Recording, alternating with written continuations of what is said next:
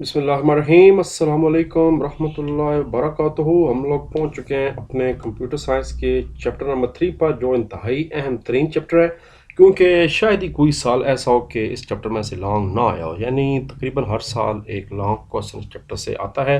बड़ा ही शानदार interesting chapter है। सबसे पहले इसमें डेफिनेशन पढ़ी जाएगी कि नेटवर्क्स होते क्या हैं, उसके बाद जो इसका फिजिकल स्ट्रक्चर क्या है, यानी जिसको टोपोलॉजी कहते हैं। फिर अगर टोपोलॉजी की टाइप्स पढ़ेंगे, फिर अहम तरीन टॉपिक है what is client and what is server.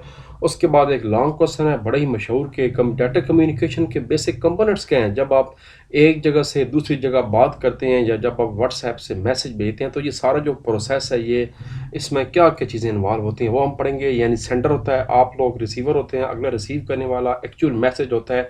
फिर दरमियान में कुछ सॉफ्टवेयर हैं जिसको प्रोटोकॉल कहते हैं, और एक ट्रांसमिशन मीडियम है जो इंटरनेट के ज़रिए डाटा एक जगह से दूसरी जगह जा रहा है, वायरलेस, जिसको वैन कहते हैं।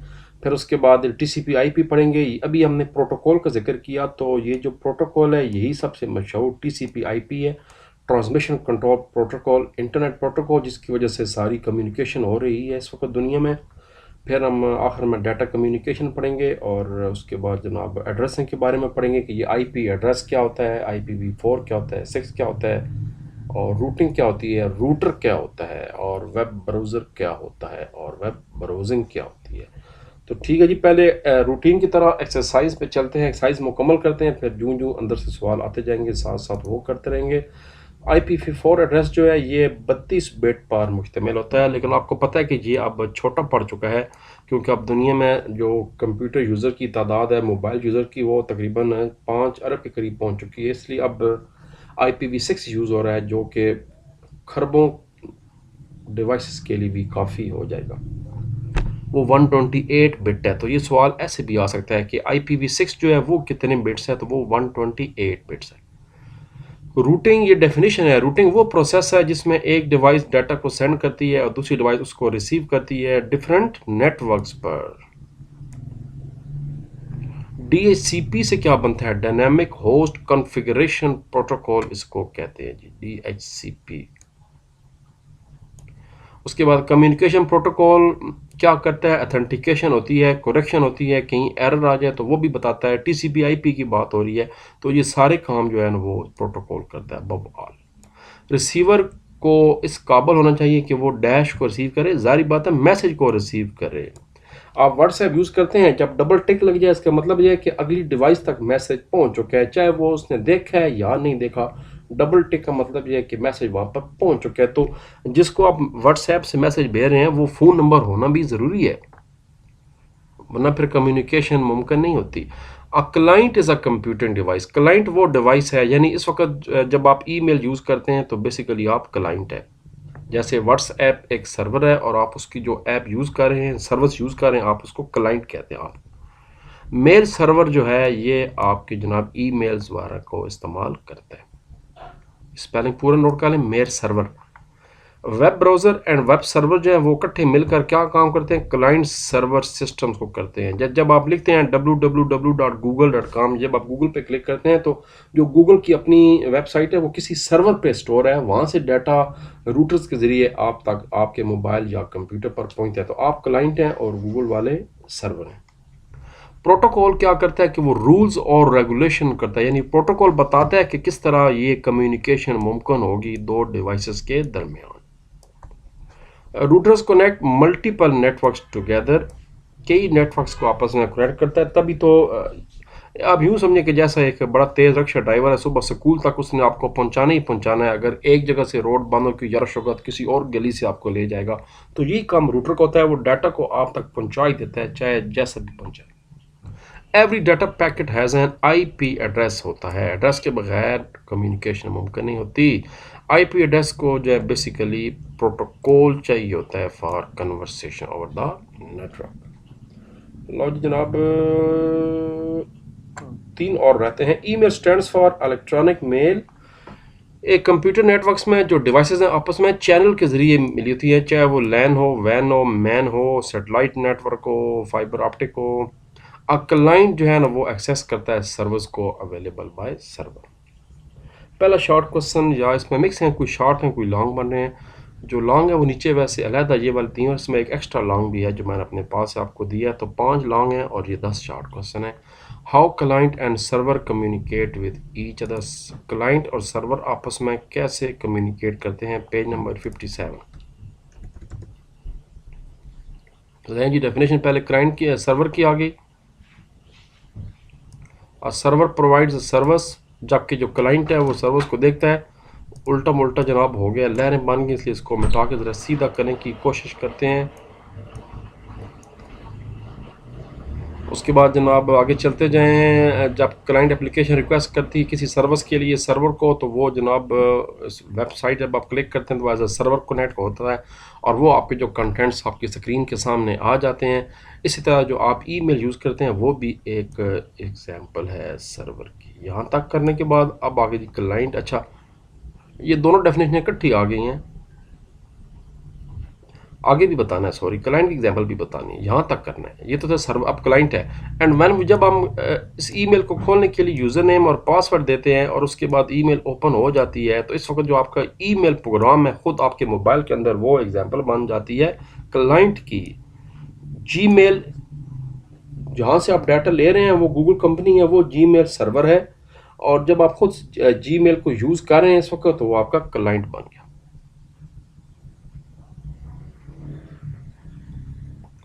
अगला सवाल जनाब करते हैं।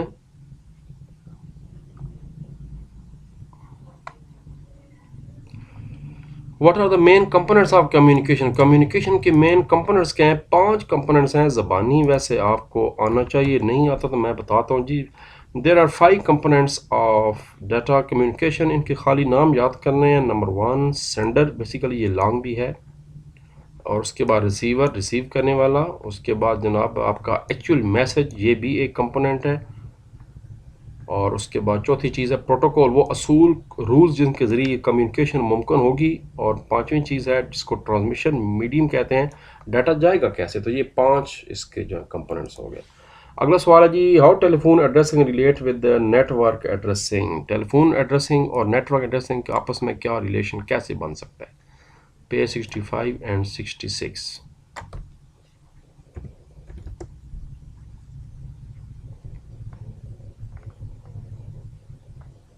ये थोड़ा सा ऊपर चला गया, ये पेज नंबर 65 यहाँ से शुरू होगा जी।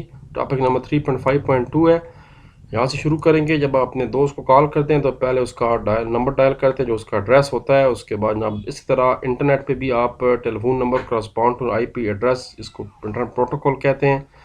जैसे किसी दुनिया में हर शख्स का टेलीफोन नंबर यूनिक है, ऐसे ही दुनिया में हर डिवाइस का आईपी एड्रेस भी यूनिक होता है। कोई 2 आईपी एड्रेस दुनिया में सेम नहीं होते। यहाँ तक करेंगे पहले आप यूनिक तक। अच्छा चलते जाएं, पूरा करना है। और ये जनाब आपका यहाँ तक मुकम्मल हो जाएगा। एक्चुअली इसके अंदर एक और सवाल भी है, इसलिए मैंने निशान लगाया, बाद में वो भी बताता हूँ। वो सवाल है कि डायनेमिक आईपी एड्रेस क्या होता है और स्टैटिक आईपी एड्रेस क्या होता है। तो फिर आप ऐसा करें, ये जो सवाल था इसका आप जवाब बहुत बड़ा हो जाएगा, इसके जवाब आप यहाँ तक कर लें, बस यहाँ इंटरनेट तक कर लें। अब यहाँ से नीचे फिर एक नया सवाल शुरू होगा, पहले मैं साथ ही वो करवा देता हूँ। वो अगला सवाल है difference between static and dynamic address, वो यहीं पर है, वो अब यहाँ से शुरू होगा। अगर आईपी एड्रेस जो है किसी भी डिवाइस का फिक्स हो, उसको स्टैटिक आईपी एड्रेस कहते हैं। जैसे अमूमन जो सर्वर होते हैं उनका एड्रेस सेम होता है, लेकिन जब आप नेट यूज़ कर रहे हैं डिफरेंट जगह से डिफरेंट सिम के ज़रिए, तो आपका फिर आईपी एड्रेस जो है ना वो चेंज हो जाता है। हाँ, जो आपके घर का वाईफाई है उसका आईपी एड्रेस हमेशा एक ही रहेगा, लेकिन जब भी आप कनेक्ट होते हैं और आपको एक नया आईपी एड्रेस असाइन कर दी जाता है, तो इसको डायनामिक आईपी एड्रेस कहा जाता है। अमूमन जब आप पब्लिक कंप्यूटर यूज़ कर रहे हो तो फिर हर दफ़ा आपको वो डिफरेंट दे देते हैं, लेकिन जब आप अपना प्राइवेट नेटवर्क यूज़ कर रहे हो, घर में वाईफाई यूज़ कर रहे हो, या आपकी मोबाइल सिम है, तो उसका आईपी एड्रेस हमेशा सेम होगा। Define communication channel, communication channel क्या होता है इसको डिफाइन करते हैं। ट्रांसमिशन मीडियम को ही कम्युनिकेशन चैनल कहते हैं। Medium is the physical path that connects a sender and receiver. It is use to transmit data. The medium can be copper wire हो सकती है, फाइबर ऑप्टिक हो सकती है। ये घरों में काले रंग की मोटी केबल आई हुई है टीवी देखने वाली, इसको कोएक्सियल केबल कहते हैं। इससे भी डाटा ट्रांसफ़र होता है। या फिर माइक्रोवेव है सैटेलाइट के ज़रिए और wireless. It is also called a communication channel. बस यहाँ तक। थोड़ा सा बेहतर है मिसाला लगा दें। A message is transmitted from sender to receiver through some transmission medium। यहाँ तक बता दें। ज़रा काम बाहर हो जाएगा। Describe the working of web browser क्या करता है? ये जो इंटरनेट एक्सप्लोरर है या गूगल क्रोम है आप यूज़ किया, या ओपरा ब्राउज़र है, ओनियन है, ये सारे क्या चीज़ें हैं? ये सारे फायरफॉक्स है बड़ा मशहूर ब्राउज़र। ये सारे करते क्या हैं, किस लिए इस्तेमाल होते हैं? आजकल वो माइक्रोसॉफ्ट का अपना एज आ गया है, वो बड़ा ज़बरदस्त है। पेज नंबर 66 पे चलते हैं।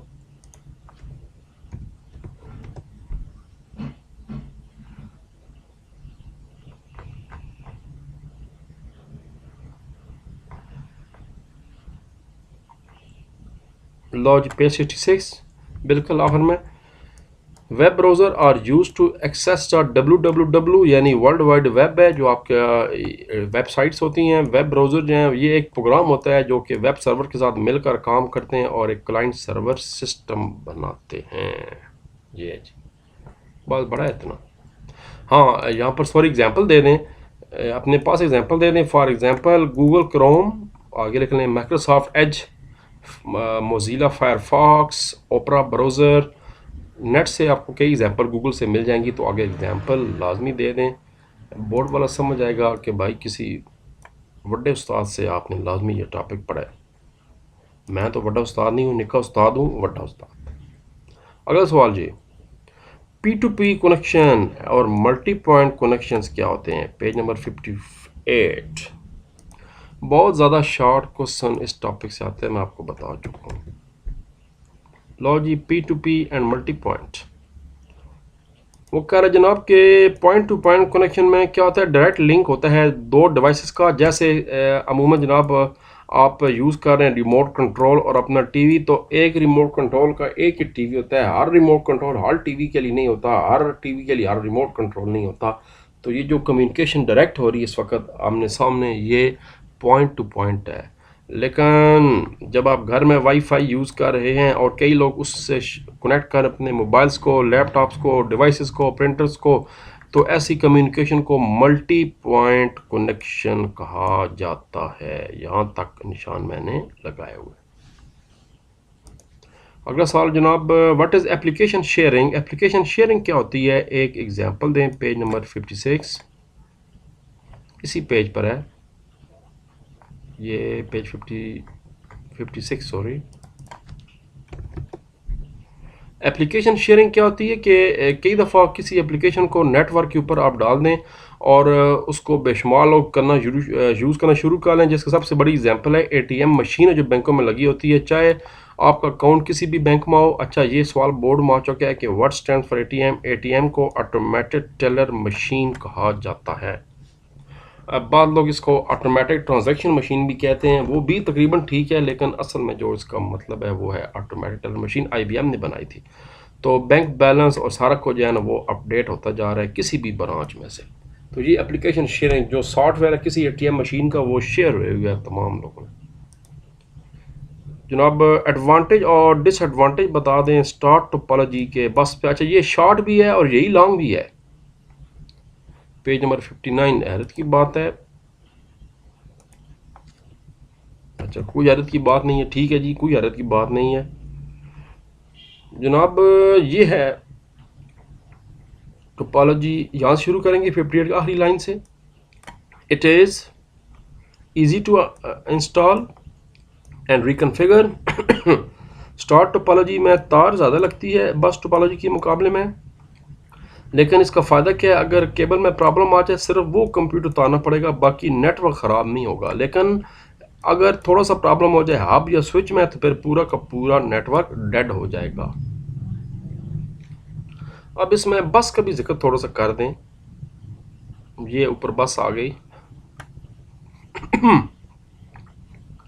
In a simple form of networking, failure of any single does not affect device connected with the cable, but अगर उसको जनाब कम्युनिकेशन केबल यानी बैकबोन में प्रॉब्लम हो जाए, ये वाले जो ऊपर इसको बैकबोन कहते हैं, तो फिर क्या होगा, पूरा का पूरा जो नेटवर्क है आपका बैठ जाएगा। तो ये बातें बता दें और उसके बाद यहाँ से लेकर और ये बातें बता दें। एग्जैक्ट यही चीज़ लॉन्ग सवाल भी है। मैं आपको पहले लॉन्ग बता दूँ, ये वाला पहला लॉन्ग भी यही है, पहला नहीं सॉरी, लॉन्ग नंबर 3 ये देखें। What are the advantages and disadvantages of star topology over the bus topology? तो ये शॉर्ट भी ऐसे था, what are the advantages and disadvantages star topology। तो जिन दोनों का जनाब सेम आंसर है, पेज 58 और 59।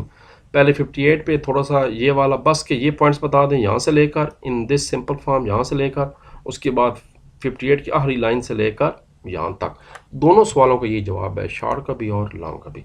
आखिरी शॉर्ट क्वेश्चन करते हैं। क्लाइंट सर्वर मॉडल में ये बताएं कि क्लाइंट्स बड़ा ही अहम टॉपिक है कि क्लाइंट सॉफ्टवेयर है या हार्डवेयर है। तो याद रखें क्लाइंट हार्डवेयर भी है और सॉफ्टवेयर भी है।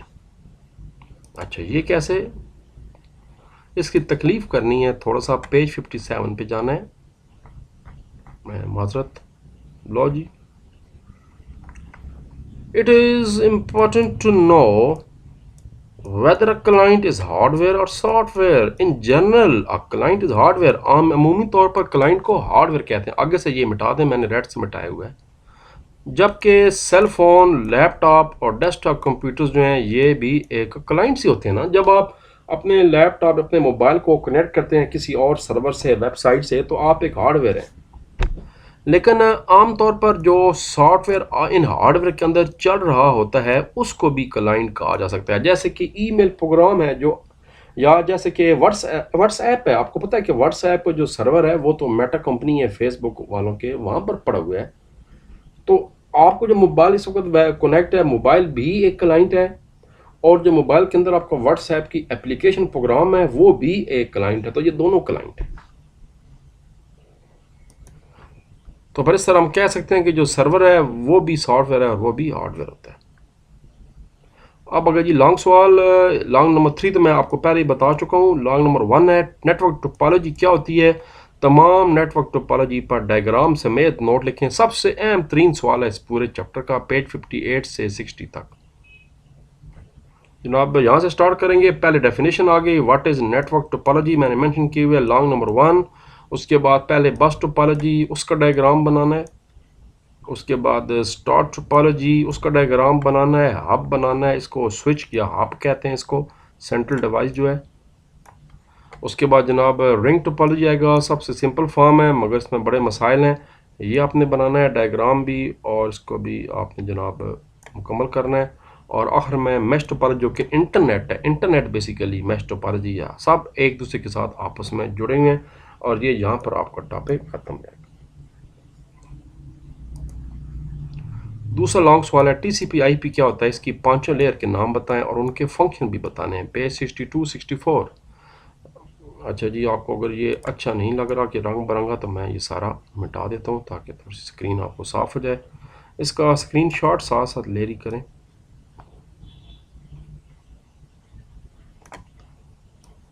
लो जी जनाब, टीसीपी आईपी, और इसका जवाब मिलेगा पेज 62 से 64।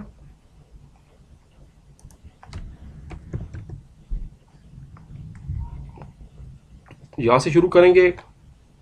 TCP/IP, the whole communication process is carry out in different layer. हर लेयर अपना एक काम है, और जनाब सबसे जो बेहतरीन नेटवर्क यूज़ करता है प्रोटोकॉल वो TCP/IP है। बेसिकली सूट ऑफ प्रोटोकॉल है जिसके अंदर 5 लेयर्स हैं, यहाँ तक इट कंस्ट ऑफ 5 लेयर यहाँ तक। उसके बाद ये डब्बा बनाना है, 5 लेयर लिखनी है, तरतीब यही होनी चाहिए, ATNDP। उसके बाद आगे आप इनके फंक्शन बताने हैं। ये पैराग्राफ करने की ज़रूरत नहीं है, बस यहाँ तक जैसे जितना मैंने बताया पहले यहाँ तक। उसके बाद अगले पेज पर आ जाना है और सिर्फ ये वाला जो है लेयर नेटवर्क, ये सारे आपने डिफ़ाइन करने हैं। ये नहीं करना डिफ़ाइन, ये और चीज़, ये तो कंपैरिजन हो रहा है। यहाँ से फिर शुरू करना है। पहले एप्लीकेशन लेयर का आ गया पैराग्राफ, उसके बाद ट्रांसपोर्ट लेयर का पैराग्राफ आ गया। उसके बाद जनाब अगले पेज पे आ गया नेटवर्क लेयर आ गई, फिर चौथी आपकी डाटा लिंक लेयर आ गई और पांचवी आपकी फिजिकल लेयर आ गई। बस ये करना है आप, ये वाला नहीं करना, मैं आपको बता रहा हूँ, ये वाला नहीं करना, ये वाला नहीं करना। और सेकंड लास्ट लॉन्ग सवाल है, what are the size of IPv4 and IPv6 पे नोट लिखना है। पेज नंबर 67, 68, 67 पे चलते हैं। ये जनाब यहाँ से शुरू करेंगे, अंडरस्टैंडिंग IPv एड्रेसिंग। पहले जनाब लॉन्ग नंबर 4 ये यहाँ से शुरू करना है, IPv4 का बताना है, IPv6 का बताना है, उसकी लिमिट बतानी है कि कितनी होती है, कितना साइज़ होता है, कितने बिट्स है। ये जनाब मैंने पहले बताया था 128 बिट का होता है ये वाला। और ये जनाब चलते चलते सवाल आपका ख़त्म हो जाएगा IPv4 तक। Very very very very important. अब जनाब एक्स्ट्रा सवाल उस्ताद मोहतरम की तरफ से, क्योंकि बोर्ड में आ चुका है। Right A note on components of data communication, page 60 से 62, 60 से 62। पहले डेफिनेशन आ गई कि डाटा कम्युनिकेशन की डेफिनेशन होती क्या है, उसके बाद बता दें कंपोनेंट्स ऑफ कम्युनिकेशन। यहाँ से शुरू करें, the main components of communication system are discuss below. अच्छा ठीक है, डाटा कम्युनिकेशन को छोड़ दें, ये डेफिनेशन एज आ कर लें आप एक्स्ट्रा शॉर्ट के तौर पर। और लॉन्ग सवाल डायरेक्ट यहीं से स्टार्ट करें। A communication system use to transfer data from one point to another, they are well defined step executing sequence. यहाँ तक सीक्वेंस तक 3 लाइन 2.5 लाइनें, और उसके बाद द मेन कंपोनेंट शुरू जाएंगे। पहले सेंडर, रिसीवर, मैसेजेस, साथ डायग्राम बनाना है, ये एग्जांपल भी देनी है मैसेज की। उसके बाद प्रोटोकॉल, और उसके बाद ट्रांसमिशन मीडियम, ये भी डायग्राम बनाना है। और यहाँ पर ये सवाल ख़त्म हो जाएगा और साथ ही हमारा चैप्टर भी ख़त्म हो जाएगा। 2 चैप्टर रह गए हैं, इंशाल्लाह जनाब इनको भी मुकम्मल करते हैं। कोशिश है रोज़ाना एक लेक्चर मुकम्मल हो जाए, क्योंकि अभी उर्दू में स्टार्ट करना है कंप्यूटर साइंस। तो अपना ख्याल रखिए। अल्लाह हाफिज़। पाकिस्तान जिंदाबाद। पाक सरज़मीं शाबाद।